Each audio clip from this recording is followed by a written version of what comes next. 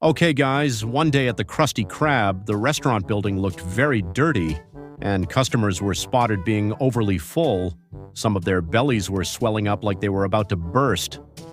The restaurant was as filthy as a trash can, which made Mr. Krabs a little yappy at his employees to clean up the parts that were already a mess. Mr. Krabs also tried to climb onto the cashier boat while yapping again to boost their spirits for work, to the point that Spongebob was amazed watching him. Right then, Spongebob immediately grabbed a cleaning tool, quickly plugged the cord into his own body, and spun around the room at high speed. And slowly, the results began to show, until even a customer's figure got cleaned up too. Then Spongebob aimed at the cash register to scrub important items. Finally, on the last step, Spongebob deliberately inserted a hose into his body, which then sprayed the entire Krusty Krab building until it was sparkling clean, guys. After continuing to clean the kitchen, Mr. Krabs, who was nearby, got hit by the water spray. Eventually, the hose was thrown away, and the kitchen was now as shiny as new. But just as Mr. Krabs pointed toward the grill stove, that object suddenly disappeared. When the back door was opened, tracks of the stove could be seen sliding away from the Krusty Krab. Spongebob still thought his equipment was still on the premises, but then he realized the grill was no longer in its place. He panicked, ran up and down hills, and breathed like he'd just been chased by a ferocious dog, guys. After trying to analyze like a detective, Spongebob quickly figured out that the object had run away. Mr. Krabs was convinced, but still a bit doubtful. However, what could he do? Spongebob, now optimistic, tried to walk using only his eyeballs in search of his grill. Then, luckily, Spongebob climbed a hill and spotted a house he suspected as a stopover. Mr. Krabs looked and immediately headed there. And sure enough, guys, the stove they were looking for was inside, surrounded by some people. Spongebob was worried seeing his grill. What could he do? It had been modified by unknown individuals who seemed to have tried turning it into a race car. But as Spongebob kept crying brutally, Mr. Krabs quickly told him a great idea, and Spongebob, upon hearing it, thought it was indeed a good plan. Their first step, boldly enter that house and immediately declare that this grill belonged to them. Unfortunately, a kid there tried to refuse. Mr. Krabs kept arguing about ownership and didn't hesitate to show that according to this document, the object was truly his. When they tried to read it, the paper ended up torn. They accused Mr. Krabs of trying to steal their vehicle. Not only that, Krabs got sprayed by the paper shreds. Then Mr. Krabs continued trying to take back his property. Meanwhile, the group had a plan to get rid of Mr. Krabs quickly.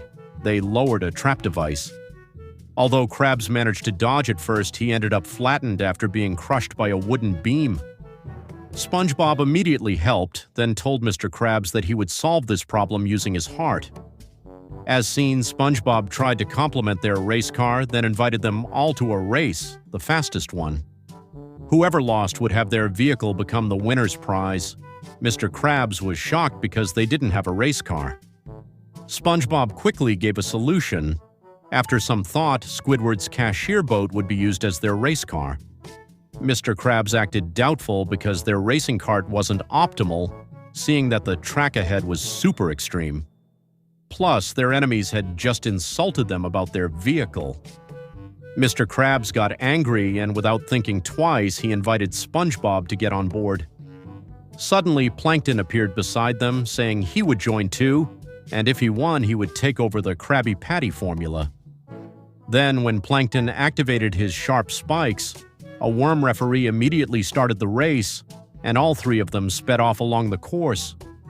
Mr. Krabs took the chance to throw Plankton off, causing him to crash into a mountain and explode magnificently, guys. Mr. Krabs and the thief gang continued racing fiercely, trying their hardest to be in the lead, not caring about anything they ran over. For example, Bubble Base standing in the middle of the road eating a patty. The other team tried to cheat by throwing marbles, but Krabs quickly fired back, though it ended up backfiring. At one point, they sped toward a red light.